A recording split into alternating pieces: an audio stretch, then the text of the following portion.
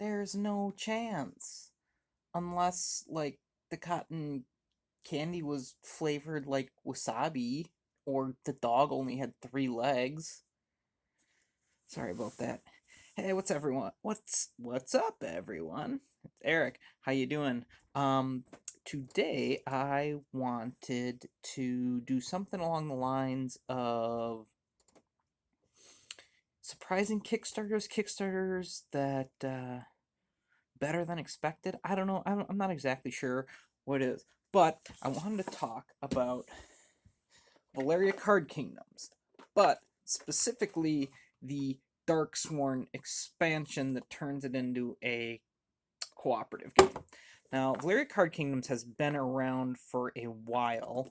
I had heard of Space Base and Machikoro and all that jazz, but I knew of the world of Valeria, but didn't really know. I don't know all the games that are involved in it. I don't know the different mechanisms that each game has and how they're all connected and everything. But I saw the Darksworn expansion, and I was like, okay, slightly intrigued. I don't back a ton of Kickstarters. I would say maybe, well, I mean, I guess it's all relative to each individual, but I don't think I back a ton. I maybe like one a month or something like that, about 10 a year, 10 to 15 a year probably. It kind of just depends on what's out there. I'm fairly picky, and again, I set myself a budget every year. So I look at things in the way of, is this going to be available retail? What's the shipping? What's the value I'm getting for like the Kickstarter bonuses and things like that? Spoiler alert, probably would not have needed to back this on Kickstarter. Could have gotten it less expensive, and the stuff that you got with the Kickstarter was probably not worth it. But it's kind of irrelevant because I want to talk about the game itself. And long story short, it's just fun. So I have played Space Base. I enjoy Space Base. Space is a competitive game where you are rolling die and getting resources based on the numbers that are rolled on the dice. And Valeria Card Kingdoms is a similar thing. You roll two dice. You then, depending on the cards that you have, you're going to get, if you have a card that has a 4 on it, if you have a card that has a 2 on it, you're going to get whatever that particular card, whatever the resources that particular card. In this game, it is either gold, it is attack, or it is magic. And so those are the three things that the cards can provide for you. Now, I have not played this game competitively. I've only played it with the Darksworn, which turns it into a co-op game. And kind of like a kind of campaign mini thing. So the base game itself, well, the base game itself is only competitive, and you're building up your kingdom, and you're like a duke or duchess or something like that. That's the story behind it, and you're competing to have the best kingdom and defend the land the best, whatever, blah blah blah. But there's also different domains and things like that that come with these things that come with the base game that are used in the competitive version that are not used at all in the cooperative version. So what the cooperative version does is, I believe it's the same mechanisms. It cuts some things out, it adds other things, but it adds a story element to it as kind of like, the Darksworn are coming, you must defend the land, blah blah. But you're working together to defend Valeria against the invading forces and things like that. And so it starts out, and it's fairly basic. You're just playing, like getting resources. You're trying to defeat these monsters that are trying to attack your cities, and you're saving the people and trying to please the gods and things like that. But where the kind of campaign, the cool aspect of it comes in is, so after the first after the first scenario, you kind of progress along, and it adds a little bit, and each time it adds a little bit more, and it's just fun. Like, it's just a fun game. It's fun getting stuff and dealing with things. There is tension in the game. You feel like, oh my god, how are we gonna do this? You have monsters that are constantly attacking your city. They're breaking down your walls, and you have to defend your walls. But then there's like the overall the big scenario baddies that you're dealing with and trying to do that. They're killing off the citizens of your city. If enough of your citizens get killed and the monsters overrun, you lose. So there's all kinds of different things happening, but at the same time, it it's pretty straightforward. You roll your dice, you collect your resources, you take your turn, and then the bad guys get a reaction. So how it works is, I'm just going to pull up a couple basic situations here. So everyone's going to start, and they have these little, you have your starting cards, and you'll see up here there's the number, there's the 5, there's the 6 if those numbers are ever rolled. If you roll them, you get this bonus. If somebody else rolls them, not on your turn, then you get the secondary bonus. For these particular ones, it's the same. For other ones, it is different. Then there is these other types that have this little equal sign or an X. If you ever roll doubles, you're going to get this bonus reward. Or if a roll were to happen and you get no resources whatsoever, you also get a special. You get this reward, so you're getting something every turn, which is nice. So let's say we trigger just a hypothetical. You get your 6 and your 6. This is going to trigger twice, so you're going to get this red is attack, and then a double would activate this guy, which would give you a resource of your choice, kind of like a wild resource. And so that's what's going to happen first. You're going to roll, you're going to collect your resources. Everyone does that around the table based on whatever the die roll is. Then you're going to take your turn, and you're fighting off monsters. You are recruiting citizens, which are going to give you, I'll give you a couple examples here of number 1, we have a cleric and we have a monk. So these are the possible citizens you could have that you are trying to recruit. So on ones, the monk is going to give you 1 gold, and he's going to give you 2 magic. If somebody rolls a 1 on their turn, you can spend 1 money to get 2 magic. And the cleric, also number 1, if you roll it, you get 3 magic. If somebody else rolls it, you get 1 magic. So that's a little of the variability. Is during each game you're going to have 1 of each number involved, and it's 1, 2, 3, 4. The 5 and 6 are more monks and more knights. 7 and 8, and then 9 and 10 are together, and 11 and 12 are together. One of the things I should say that I wish that Darksworn would have done is in the base game for the number 7, there's two different possible citizens that you can choose from, but one of them like steals resources. So in a competitive game, cool. In a cooperative game, it's not super awesome. So you really only have one that you're choosing from. It's same thing with the 11/12. One of them deals with the domains, which you don't use in the cooperative game. So I wish what Darksworn would have done, at least for the 7s and the 11/12s, would have just thrown another character in that you could have added to add some variability to the game.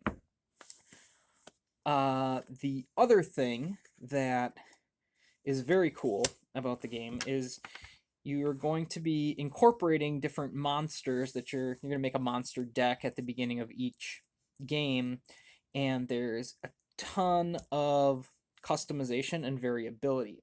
So you can scale it down, you can scale it up, depending on how difficult you like your games or how easy you like your games. So I'll give you a couple examples here. So we have, like, you can take monsters from the Barrens, and you'll see your generic monster, he only takes 1 to defeat.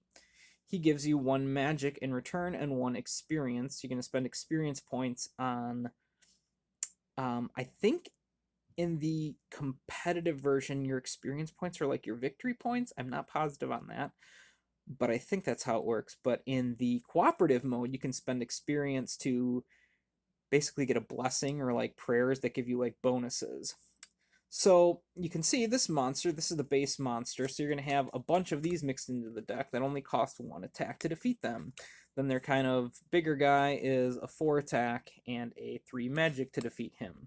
He gives you a little bit better reward, more experience, but 3 out of the 4 that you're mixing in there are going to be easier to defeat. So that's one of the groups you can put in.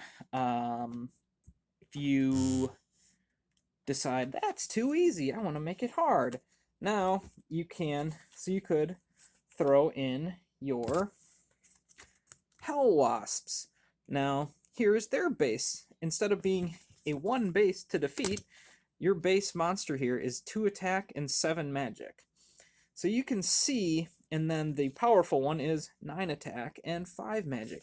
So you can see you could put this one in, or you could put this one in, and it's going to change the game a whole ton, because these are going to be cycling through as you're playing. These are going to be the monsters attacking your city that are going to that you're going to have to defeat in order to protect your citizens. So you can really amp the game up and put in like 5 sets of the hardest monsters to defeat, or you can kind of mix it up. I tend to go kind of middle of the road. I might throw in like maybe 1 or 2 of the smaller ones, 1 or 2 of the bigger ones, and then just kind of see how I'm feeling.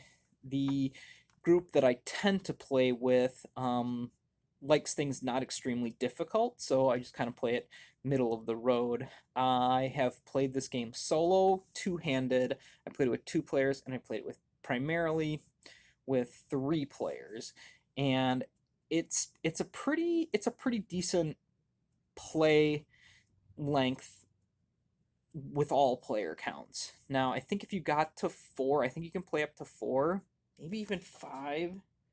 Yeah, I think you can play up to 5. It might get a bit long because you're trying to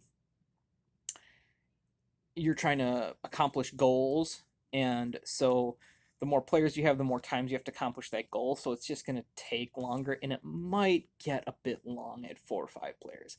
I haven't played it at 4 or 5, so I don't know that for sure, but it might be a bit much. That being said, if you had people who had played before and know what they're doing, you could probably get away with 4 or 5 and do it in an hour and a half or so.